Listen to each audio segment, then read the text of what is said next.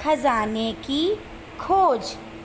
एक गांव में एक रामलाल नाम का एक किसान अपनी पत्नी और 4 लड़कों के साथ रहता था।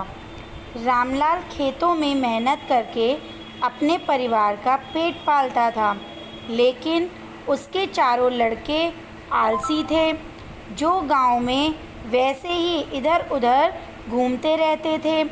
एक दिन रामलाल ने अपनी पत्नी से कहा कि अभी तो मैं खेतों में काम कर रहा हूँ, लेकिन मेरे बाद इन लड़कों का क्या होगा?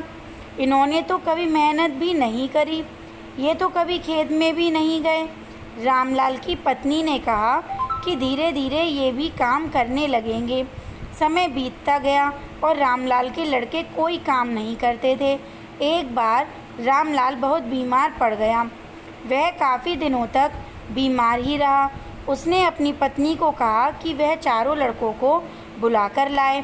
उसकी पत्नी चारों लड़कों को बुलाकर लाई। रामलाल ने कहा, लगता है कि अब मैं ज़्यादा दिनों तक ज़िंदा नहीं रहूँगा। रामलाल को चिंता थी कि उसके जाने के बाद उसके बेटों का क्या होगा। इसलिए उसने कहा, बेटों, मैंने अपने जीवन में जो भी कुछ कमाया है वह खजाना अपने खेतों के नीचे दबा रखा है। मेरे बाद तुम उसमें से खजाना निकालकर आपस में बांट लेना। यह बात सुनकर चारों लड़के खुश हो गए। कुछ समय बाद रामलाल की मृत्यु हो गई। रामलाल की मृत्यु के कुछ दिनों बाद उसके लड़के खेत में दबा खजाना निकालने गए। उन्होंने सुबह से लेकर शाम तक सारा खेत खोद दिया, लेकिन उनको कोई भी खजाना नज़र नहीं आया।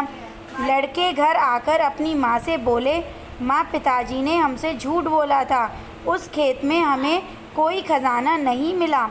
उसकी माँ ने बताया कि तुम्हारे पिताजी ने जीवन में यही घर और खेत ही कमाया है, लेकिन अब तुमने खेत खोद ही दिया है तो उसमें बीज बो दो।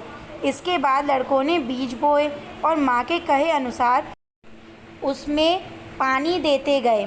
कुछ समय बाद फसल पककर तैयार हो गई, जिसको बेचकर लड़कों को अच्छा मुनाफा हुआ, जिसे लेकर वह अपनी माँ के पास पहुँचे।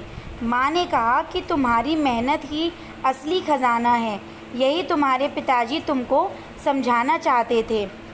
तो इस कहानी से हमें क्या शिक्षा मिली? हमें आलस्य को त्याग कर मेहनत करना चाहिए। मेहनत ही इंसान की असली दौलत है।